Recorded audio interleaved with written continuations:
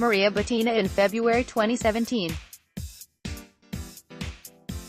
Maria Butina, the Russian gun rights activist who was charged last month with working as an unregistered agent of the Kremlin, socialized in the weeks before the 2016 election with a former Trump campaign aide who anticipated joining the presidential transition team, emails show, putting her in closer contact with President Trump's orbit than was previously known.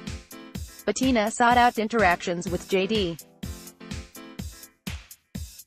Gordon, who served for 6 months as the Trump campaign's Director of National Security before leaving in August 2016 and being offered a role in the nascent Trump transition effort, according to documents and testimony provided to the Senate Intelligence Committee and described to The Washington Post. The two exchanged several emails in September and October 2016, culminating in an invitation from Gordon to attend a concert by the rock band Styx in Washington. Gordon also invited Butina to attend his birthday party in late October of that year. Prosecutors have said Butina, 29, who became a graduate student at American University in 2016, attempted to infiltrate the U.S. political system at the direction of a senior Russian official. Her activities came at the same time that, according to U.S. intelligence officials, Moscow was seeking to interfere in the presidential election to help Trump. During the campaign, Butina asked Trump at a public event in 2015 about his views on Russia and briefly met Donald Trump Jr. at a National Rifle Association meeting in May 2016. In this photo from President Trump's Twitter account, George Papadopoulos, third from left, sits at a table with then-candidate Trump and others at what is labeled at a national security meeting in Washington that was posted on March 31, 2016. Associated Press, U.S. Investigators probing alleged coordination between the Trump campaign and Russia have been examining dozens of contacts between Russians and Trump associates, including Trump Jr., former campaign chairman Paul Manafort and presidential son-in-law Jared Kushner, as well as foreign policy advisors Carter Page and George Papadopoulos. Gordon, 50, a former naval officer who served as a Pentagon spokesman under President George W. Bush before working on several Republican political campaigns, said his contacts with Butina were innocuous. From everything I've read since her arrest last month, it seems the Maria Butina saga is basically a sensationalized clickbait story meant to smear a steady stream of Republicans and NRA members she reportedly encountered over the past few years, he said in a statement to the Post, in noting that she networked extensively. Gordon provided the same statement and some details of his interactions to The Washington Times, which published his account Friday afternoon after the Post contacted Gordon for comment. "I wonder which prominent Republican political figures she hasn't come across," Gordon asked. Robert Driscoll, an attorney for Butina, said the email exchanges show that Butina was a student eager to network with Americans who shared her interests and no more. Gordon and Driscoll both said the interactions were not romantic and the two had no additional contact after the birthday party in October 2016. "A military guy who had been involved would have been a prime target, if that's what she was about," Driscoll said. "But the evidence is clear that there wasn't any significant contact." Jay Sekulow, an attorney for Trump, declined to comment, as did a spokeswoman for the Senate Intelligence Committee. Prosecutors say an American identified in court documents as Person 1 helped introduce Butina to people who had influence in American politics. The Post has identified that person as Paul Erickson, a GOP operative from South Dakota with whom Butina was in a romantic relationship. The emails described to the Post show that Butina met Gordon at a party at the Swiss ambassador's residence on September 29, 2016. Gordon told the Post that he had been invited to the party by Faith Whittlesey, the prominent Republican and former U.S. ambassador to Switzerland who died earlier this year. Later that night, Erickson wrote an email to Gordon and Butina, offering to add an electronic bridge to the pair's meeting earlier that evening. Erickson wrote to Butina that Gordon was playing a crucial role in the Trump transition effort and would be an excellent addition to any of the U.S.-Russia friendship dinners to occasionally hold. He continued that Gordon's view on international security was listened to by all the right people in the immediate future of American politics. Erickson did not respond to a request for comment.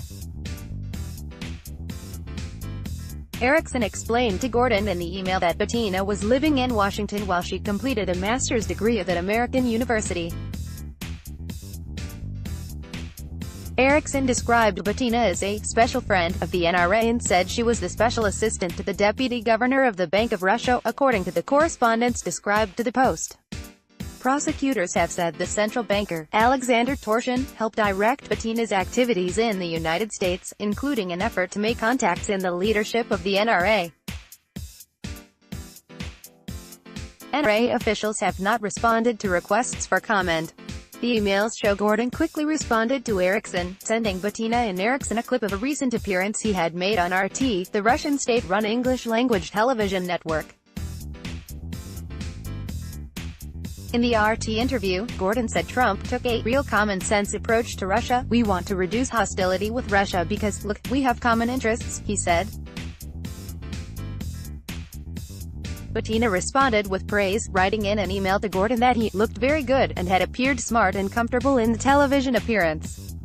She invited Gordon to attend a group dinner at the Army and Navy Club, hosted by George O'Neill Jr., the conservative writer and heir to the Rockefeller fortune, to discuss the relationship between the United States and Russia. Prosecutors cited the dinners organized by O'Neill, described in court documents as Person 2, as part of Butina's efforts to influence thought leaders. O'Neill did not respond to requests for comment. Gordon responded that he could not attend the dinner, but he asked Butina over emails to get together for drinks and the concert. In one email described to the Post, Gordon included a link to a September 2016 Politico story reporting that he was a part of Trump's growing transition effort. Gordon included a smattering of Russian phrases in his emails, beginning several notes, Privyet Maria, with the Russian word for hello. In one email, he wrote Kakadila.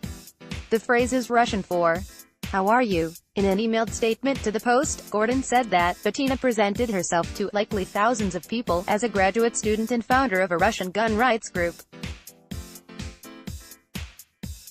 It appears she sought out countless influential Americans in her steadfast efforts to strengthen relations with Russia. Recognizing that every single president since the Cold War tried to improve relations with Russia, including Pres. Obama, her Russian-American friendship efforts seemed in sync with a decades-old U.S. foreign policy goal, he said. The contact was not Erickson's first attempt to connect Butina and Torshin to the Trump campaign. In May 2016, he emailed Trump advisor Rick Dearborn and urged Dearborn to set up a meeting between Trump and Torshin at an upcoming NRA convention. Erickson described Torshin in the email as Russian President Vladimir Putin's emissary for building warmer ties with the United States. The campaign declined Erickson's invitation, but Torshin and Butina ultimately encountered the candidate's son at a private dinner at the NRA convention, and they chatted briefly. Trump Jr.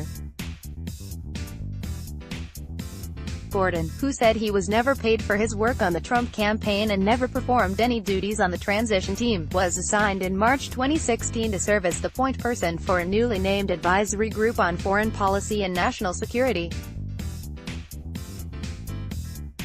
That committee also included Page, who has drawn interest from investigators for delivering a foreign policy speech in Moscow in July 2016, and Papadopoulos, who pleaded guilty last year to lying to the FBI about his Russia contacts and has been cooperating with special counsel Robert S.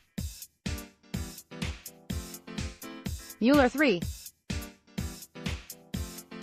Gordon attended a March 2016 meeting of the group presided over Trump while he was a presidential candidate, where Papadopoulos introduced himself by announcing he could help arrange a meeting between Trump and Putin. Page told the House Intelligence Committee in November 2017 that he had informed Gordon before visiting Moscow in July 2016, where he delivered a speech at a Russian university and exchanged brief greetings with Deputy Prime Minister Arkady Dvorkovich. While in Moscow, Page wrote Gordon and another Trump aide that he had received incredibly insights and outreach from a few Russian legislators and senior members of the presidential administration here. Page testified that he exchanged only brief greetings with one Russian official, Dvorkovich, who had attended his speech. Gordon has described Page and Papadopoulos as peripheral members of a relatively peripheral advisory committee. Gordon has also said he briefly met Russian Ambassador Sergei Kislyak at the Republican National Convention, in an exchange he has said was innocuous. And he was the Trump campaign's point person for a Republican platform committee discussion in which he argued against language that would have endorsed having the United States send lethal weapons to Ukraine. The proposed provision, which was not adopted, was perceived as hostile to Russia. Gordon has said he pushed the platform committee to reject the language proposed by a Republican delegate because he had heard Trump talk about his desire to forge better relations with Russia and considered the language to be damaging for that goal. Because of those contacts, Gordon has said he was asked to testify before all three congressional committees that have investigated Russian interference in the election, as well as investigators working for Mueller. Gordon said he disclosed his Butina contact in congressional testimony but was not asked about her by Mueller's team. He said FBI agents in Washington who have been investigating Butina have not asked to speak with him. Carol DeLeonic and Shane Harris contributed to this report.